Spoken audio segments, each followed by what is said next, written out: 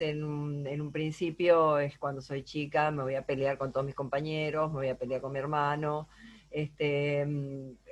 al mismo tiempo seré mal hablada, tendré exabruptos. A medida que voy avanzando en experiencia y en vida y van dando cuenta de cómo esto me trae complicaciones, esto se va a ir depurando y seré afilada, pero ya no insultaré, tendré una biblioteca que chorrea sangre.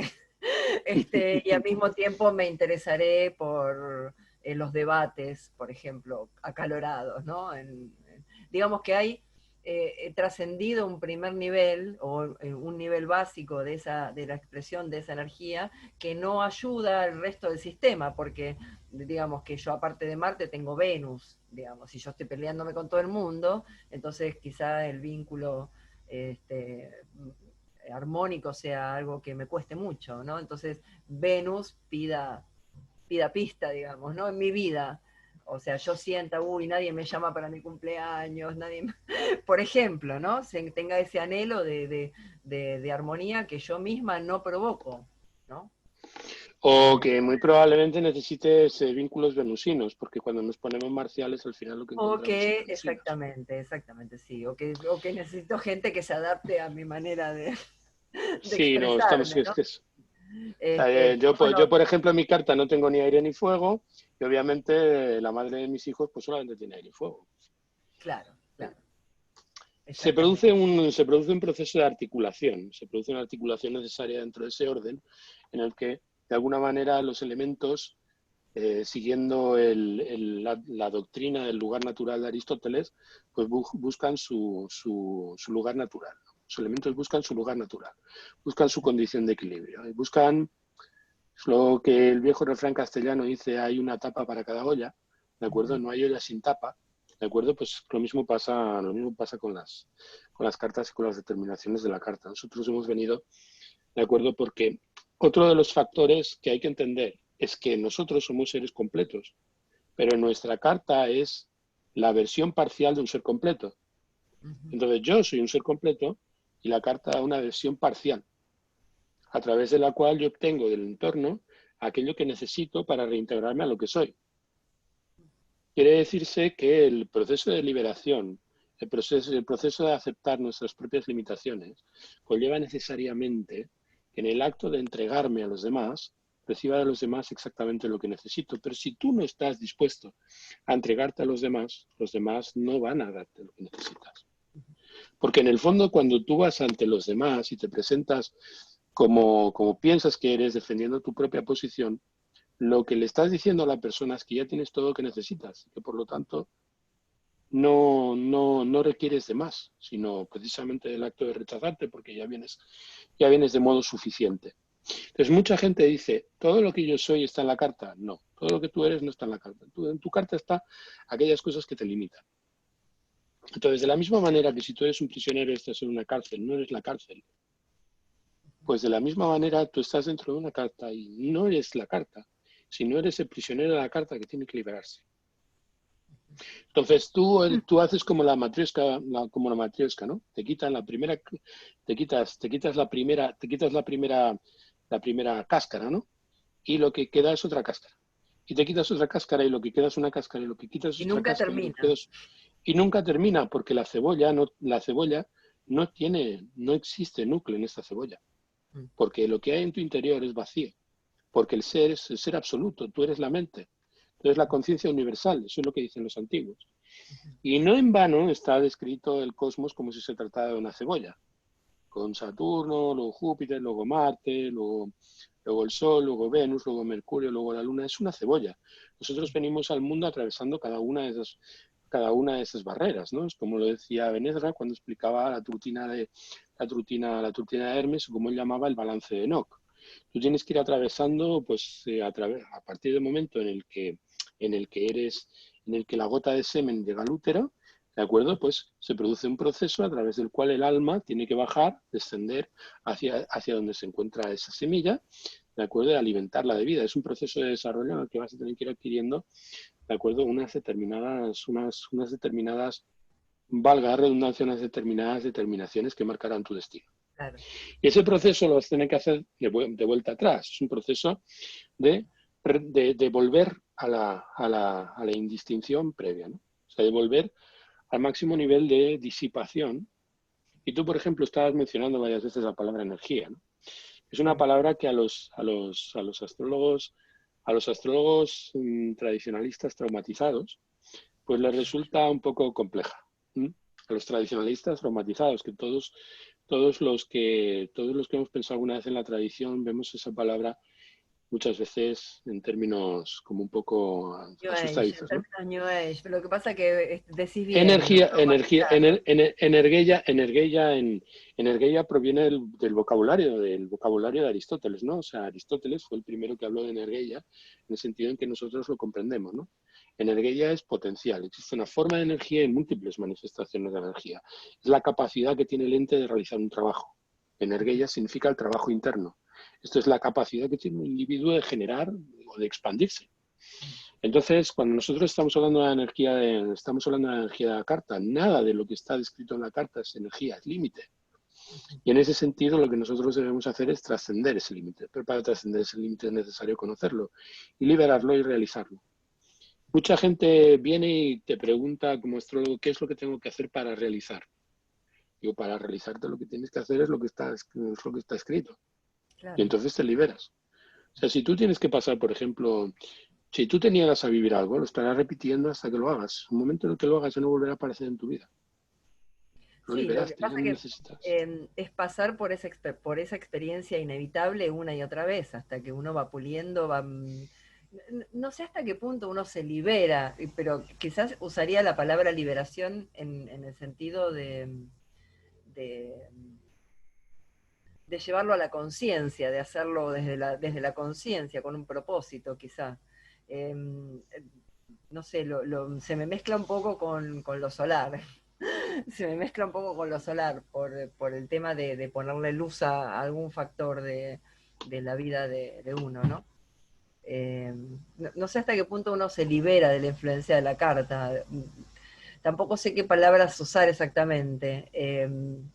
La verdad es que uso la palabra energía porque es creo que hay una potencialidad en la carta y cada planeta representa un tipo de manifestación de la totalidad, una parte de manifestación de esa totalidad. Entonces, bueno, ese planeta, la manifestación Marte de la totalidad va a estar en determinado lugar, va a tener determinada característica, va a expresarse naturalmente a través de determinado canal. Desde ese lado usaría la palabra energía.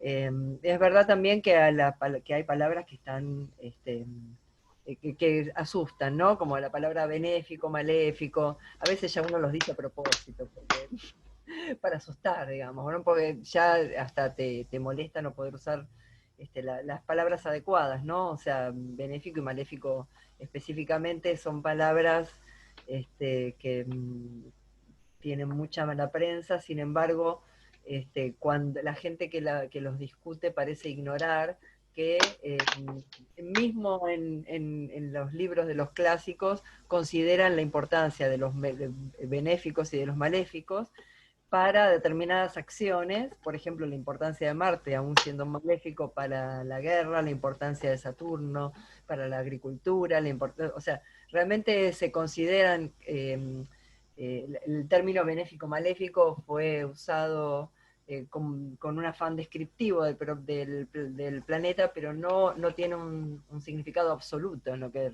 se refiere a ese planeta, ¿no? Entonces el desconocimiento también lleva a...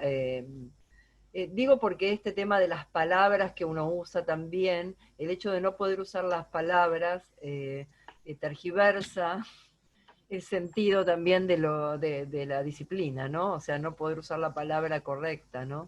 No Porque está, yo creo que no está bien definido el marco, ¿no? Yo creo que no está bien definido el marco y por lo tanto no se entiende lo que es un benéfico y lo que es un maléfico. Porque claro, no está desde un punto de vista psicológico, desde un punto de vista de tendencias, desde un a priori, pues nada es bueno ni nada es malo. claro. O sea, evidentemente, para que haya algo bueno o malo, es necesario que haya una determinación. Ujú, Lo que está expresado en términos que no se determinan no es ni bueno ni malo. Ay, Lo cual en ¿bueno el para momento en qué? el... No, no, ¿Bueno es que para ni qué bueno, o malo no para es, qué? no, que desde el momento, vamos a ver, cuando nosotros estamos valorando tendencias, cuando nosotros estamos valorando lo que puede ocurrir es bueno o es malo, depende de cómo te lo tomes, porque no ha ocurrido. Ahora bien, si tú sales por la calle y te cae un tiesto en la cabeza, te rompe la cabeza, ¿de acuerdo? Es Pues malo. oye, ya ocurrió. Mm. Y como ya ocurrió, ya puedes decir si fue bueno o si fue malo.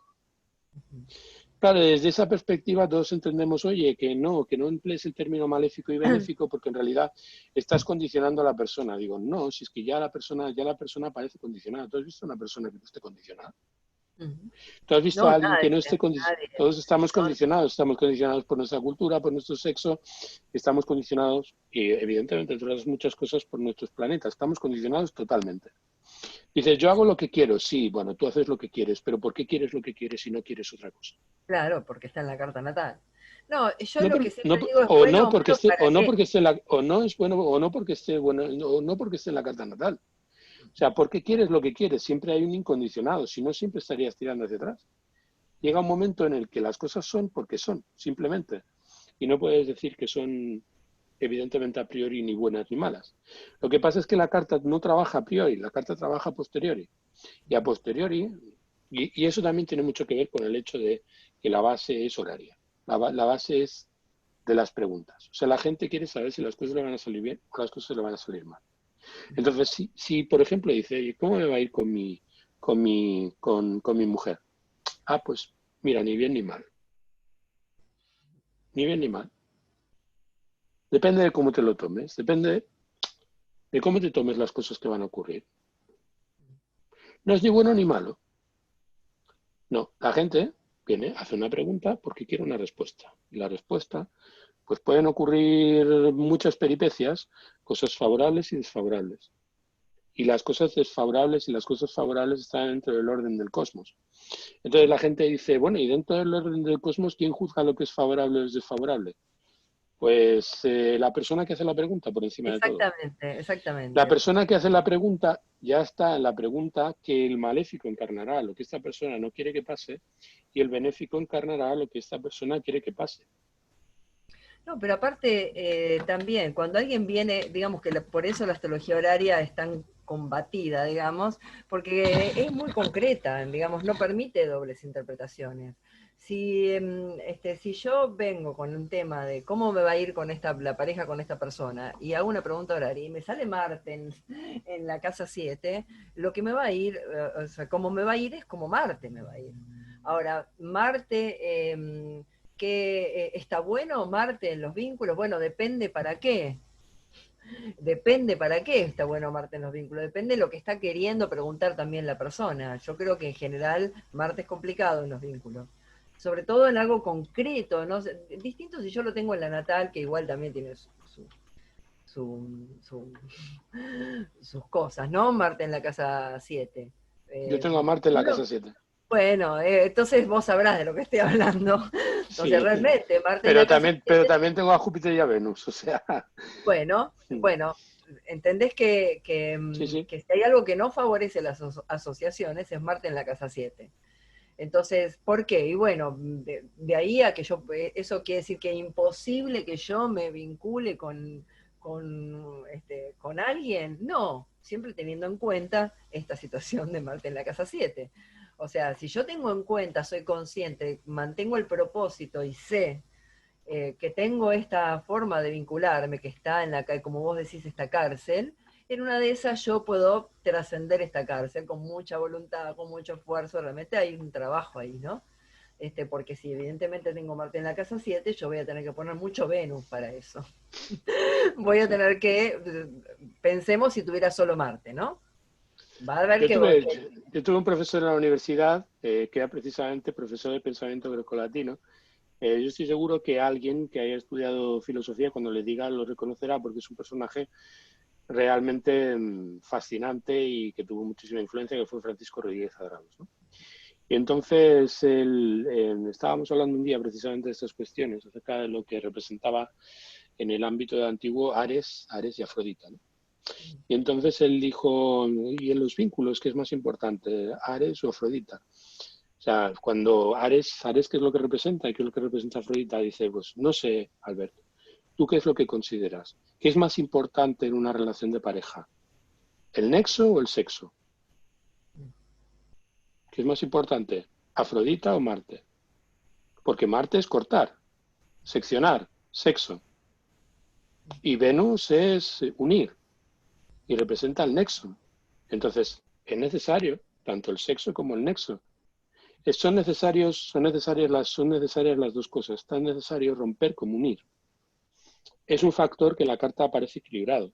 Y cuando nosotros, por ejemplo, nos damos un garbeo por lo que representan sus correspondientes lugares, nosotros vemos que cuando Venus se encuentra en Libra, cuando Venus se encuentra en Tauro, se encuentra desconectado de su otro domicilio, porque los dos domicilios están en aversión. Lo mismo pasa con Marte. Cuando Marte está en Aries, está desconectado de Escorpio. Cuando está en Escorpio, está desconectado de Aries. Eso solamente ocurre con Marte y con Venus. Cuando Marte y Venus se encuentran fuertes, se encuentran desconectados de una faceta de sí mismos, necesitan reencontrar. Por eso muchas veces hay que interpretar la carta a través de todo lo que representan los diferentes niveles de lectura. Sí, Y en sí. ese sentido, la carta horaria es una de las cosas que a uno le sorprenden en las primeras de cambio. Si tú, por ejemplo, estás preguntando por una carta de relaciones, el ascendente es Tauro, tú eres Venus y el otro es Marte, necesariamente. O sea, si tienes una carta de ascendente es Géminis, el otro es Júpiter. Y Sí, si el ascendente es Saturno, pues eso, la Luna o el Sol. Quiere decirse que necesariamente la carta en la pregunta plantea necesariamente presenta un contrapunto, presenta un contrapunto. La estructura de la carta está pensada para establecer un equilibrio. Entonces, mucha gente dice, ¿el equilibrio de una carta horaria es un equilibrio dual? No, no es un equilibrio dual, es un equilibrio establecido a partir de una secuencia holística, que comprende un sistema que no responde a blanco o negro, sino que responde al principio del septenario, en tres niveles diferentes de comprensión, tres niveles de implicación que son distintos. La carta horaria, por lo tanto, aparece articulada como un sistema complejo en el que las cosas no se resuelven en términos de blanco o negro, sino que se resuelven en términos de un protocolo que está establecido sobre una secuencia de dignidades que es bastante compleja. Es bastante compleja, pero que sea compleja no significa que no sea comprensible. Es comprensible si uno la estudia desde sus bases a través de lo que son preceptos simples. Se va construyendo como un castillo de naipes, ¿no? Que se dice, un castillo de naipes se rompe muy fácilmente y se construye con mucha dificultad. Lo mismo pasa de acuerdo con la astrología. Se construye con dificultad y se rompe con mucha facilidad cuando uno se salta las reglas. exacto. Sí. Las reglas están para ordenar el pensamiento, para ordenarla, sistematizar la interpretación. Y Y hay una cosa muy importante en el tema de las horarias. Las horarias tienen que ser un ejercicio continuo. O sea, un astrólogo tiene que estar haciendo cartas horarias continuamente. Si tú, por ejemplo, dejas un mes de hacer cartas horarias, cuando vuelves no estás como cuando lo dejaste. por eso aprendo tanto de mis alumnas, Es porque sorprendente. ellas me traen cada carta horaria que no lo puedo creer. No, realmente sí, sí, es una práctica constante, porque aparte hay algo que también pues, me está dando el sol mucho. Eh, es que aparte la realidad es que debería haber un libro que pueda uno meter infinitas reglas, porque cada carta es distinta y cada carta plantea un problema distinto. En algunos casos más complicado, digamos, problema de interpretación, ¿no? Y con esto lo que digo es, bueno, a ver, si, por ejemplo, una cosa de base de astrología horaria, ¿no? A la consultante está representado por el ascendente y por la luna, y el regente del ascendente, ¿no? Entonces decir, ay, a ver, el regente del ascendente me responde una cosa, pero la luna me responde otra, por ejemplo, ¿no? O ese tipo de cosas suelen pasar. Entonces, O por ahí ejemplo, la duda, ¿no? ascendente es Capricornio y por lo tanto la casa 7 es la luna. Sí. Entonces, claro, ahí está, esa es otra de las dudas eternas, ¿no? Entonces, bueno, ese tipo de cosas se presentan a cada rato. Quizás la horaria viene digamos, trígono de significadores, pero uno tiene esa duda, digamos, ¿no? Es el tema, o por ejemplo, bueno, yo uso el sistema de casas, ¿no? Si uno usa casa igual signo, no le pasa esto. Pero usando el sistema de casas, uno se puede encontrar con que una casa le arranca en 29 grados de un signo. Entonces está el tema de si tomo al primer regente, si tomo al segundo regente, si, bueno, digamos, todo ese tipo de cosas.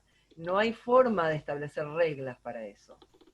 No hay forma de establecer reglas. Uno tiene que mirar la carta en su totalidad. A mí por eso digo que a mí me ayudó en astrología horaria, me ayudó a ver, ver lo clásico.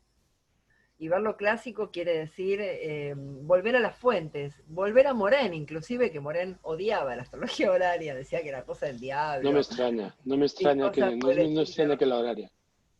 Es porque, bueno, creo que tenía que haber mucho que ver la iglesia en ese momento, ¿no? Por eso digo que ahora tenemos una nueva Inquisición. Ahora tenemos la Inquisición humanística que dice que la horaria no permite. Una vez me dijo un profesor, una persona que era profesor mío en Casa 11, porque yo pasé por todas las escuelas, me dijo, la astrología horaria, y te lo repito tal cual, es la fantasía neptuniana de creer que uno tiene todo controlado. Me dijo así. Y no me lo voy a olvidar nunca porque la verdad que no daba, digamos, mi respuesta fue reírme y pensar, ¿no? Me quedé pensando, ¿no? Si realmente esto tiene toda una fantasía de querer tener todo controlado. Y creo que, no sé eso, no me lo cuestioné, lo pasé así, pasé Qué esa loca. pregunta y dije, pero si yo tengo una herramienta y si la vida me dio una herramienta, ¿por qué no usarla? ¿Cuál es el problema de usarla? O sea, Es que si el la vida me problema, dio una herramienta, digamos, mi mirada, yo saqué el lado filosófico de si es una fantasía o no es una fantasía, o el lado psicológico, no me importa si lo es, no me parece que lo sea. Creo que lo importante es, si tengo un martillo, ¿para qué no lo voy a usar? ¿Por qué no lo voy a usar? ¿No? Si la vida me dio una herramienta, ¿por qué negarme a usarla o decir que es como, y de ese lado lo relaciono con la religión y, no sé, como que dijeran el sexo es pecado, algo así, digamos, ¿no? O sea, ese tipo de cuestión que no tiene mucho sustento. Creo que la astrología horaria es la demostración más completa de que somos uno con la totalidad. O sea, que en el momento en que tenemos una pregunta, en el cielo está la respuesta. O sea, que hay que bajarla, hay que decodificarla. Eso es la horaria, decodificar esa respuesta que uno ya la tiene en el momento de hacerse la pregunta. Por el, eso, el- otra cosa, ¿qué? bueno, Ahí vas a lo que decir algo. comentabas acerca, sí, lo que comentabas acerca de la pregunta de la ilusión neptuniana de creer que todo lo tienes controlado. Claro, No, claro. No, no, es precisamente todo lo contrario. Yo no tengo nada controlado porque está escrito. No lo puedo controlar. No lo puedo controlar porque está escrito, porque ya claro, o está. sea, ya está, Ahora bien, exactamente. ahora bien, ahora bien, si Solo tú tengo que consideras, bajarlo. si tú consideras que puedes decidir, piensas que puedes imponer tu voluntad al ritmo del cosmos y por lo tanto piensas que puedes controlar el cosmos, que puedes cabalgar el tigre. Eso sí es una fantasía neptuniana. Eso sí es una fantasía neptuniana. Pensar que conociendo tu carta vas a poder torcer tu destino y que vas a poder hacer que el cosmos aplauda a tus ocurrencias y que vas a poder conseguir lo que pretendes. Eso es lo que te dice la carta, que con la carta vas a poder conseguir doblegar tu destino y hacer valer tu libre albedrío. La carta horaria lo que te dice es todo lo contrario. La carta Claro, horaria te dice que tú no controlas nada, que tú no controlas nada, que todo lo que puedes hacer en todo caso es tratar de comprender el libreto. ¿Para qué? Para exacto. hacer las cosas de una determinada manera digna y enfrentar las situaciones, las circunstancias con entereza. Es lo que nos ha enseñado el estoicismo, es lo que nos han enseñado las grandes doctrinas éticas de la antigüedad, y en general que están presentes, entre otras cosas, en el cristianismo. O sea, en el fondo la fantasía neptuniana existe. Existe la fantasía neptuniana de pensar que porque sabes cómo funciona tu carta, vas a poder retorcer el destino y vas a Exacto. poder actuar conforme a un libre albedrío, de acuerdo que está contra el principio de razón suficiente. que no es una cosa que provenga de la astrología, es una cosa que proviene de la lógica. ¿De acuerdo? Una cosa solamente ocurre si la causa antecedente es lo bastante es suficiente para que se produzca. Si no se da esa causa, si no se da el principio de causa de razón suficiente, no hay la posibilidad de que se genere. Hay que entender que la ciencia por encima de todo es determinista. La ciencia sirve para predecir, si no, ¿para qué la ciencia? Pero es más, la ciencia del caos, la ciencia moderna, es todavía más determinista que la ciencia antigua, porque a través de la estadística es capaz de acercarse a ratios de predicción que son absolutamente impensables para cualquier otro paradigma. Y en último término, la astrología, la ciencia mecanicista, en el siglo XVII y en el siglo XVIII, le daba un papel a la determinación de lo divino, o sea, la posibilidad de que Dios saltara el libreto. Pero con la desaparición de Dios ya no existe nadie que pueda saltarse el libreto. O sea, no puedes apelar a Dios para que te lleve por otra vía. Claro, por lo tanto, esa frase que se suele decir que los santos y los personajes así han trascendido su carta natal, me parece que es como una afirmación fantasiosa de algo que no se sabe. ¿No? No se Bueno, sabe. a mí una frase que está muy mal entendida. Hay dos frases que están muy mal entendidas que han tenido una gran influencia en mi vida porque yo estudié filosofía, soy Bellas Artes como tú. También estudié filosofía cuando no pude seguir con Bellas Artes pensando que no iba a ser capaz de terminar ninguna carrera, ¿no? Y tampoco terminé filosofía, estuve a punto de terminarla simplemente. Pero hay una palabra que es conócete a ti mismo, por poner un ejemplo, que yo entiendo que se ha comprendido muy mal a lo largo de la historia. Esa es la primera. Y la segunda frase que tiene que ver con mi otro oficio, o sea, el oficio al que yo he venido a dedicarme, que es el tema de que los astros inclinan pero no obligan. Uh-huh. O sea, ambas son malas interpretaciones de un principio que es un principio real, es un principio verdadero. O sea, el conócete a ti mismo, en el oráculo de Delfos, es conócete a ti mismo observando lo que tienes a tu alrededor. O sea, descubre en el otro aquello que tú eres. Eso es lo que significa conocerse a uno mismo. Conocerse a uno mismo no significa que tú te coloques en el centro del universo y empieces a mirar tu propio ombligo, para a partir de allí tratar de saber qué es lo que te rodea. No, es todo lo contrario. Es mirar lo que te rodea para saber qué es lo que te implica dentro de lo que te rodea. Es justo lo contrario. Y cuando dicen que los astros inclinan pero no obligan, es porque la obligación se la impusiste tú ya a los astros en el momento en el que naciste. Porque en el momento en el que naciste, el que determinó al cosmos entero fuiste tú. Porque impusiste al cosmos entero un punto de vista que es el tuyo. Desde el momento en el que decidiste ser Mónica, tú, o desde el momento en el que yo decidí ser Alberto, el momento en el que yo vine aquí, impuse al cosmos una manera de verlo. Entonces yo tengo que ser consecuente con el acto de estar en el centro de este sistema, y para ello eso implica que yo me haga consciente de ese sistema. Entonces ese nivel de implicación, ese nivel de reflexión, en que yo me veo reflejado en las cosas que hay alrededor, implica ser consciente de la enormidad, de la magnitud de mi atrevimiento de pretender ser yo deslindado de la totalidad. Entonces necesito integrar la totalidad.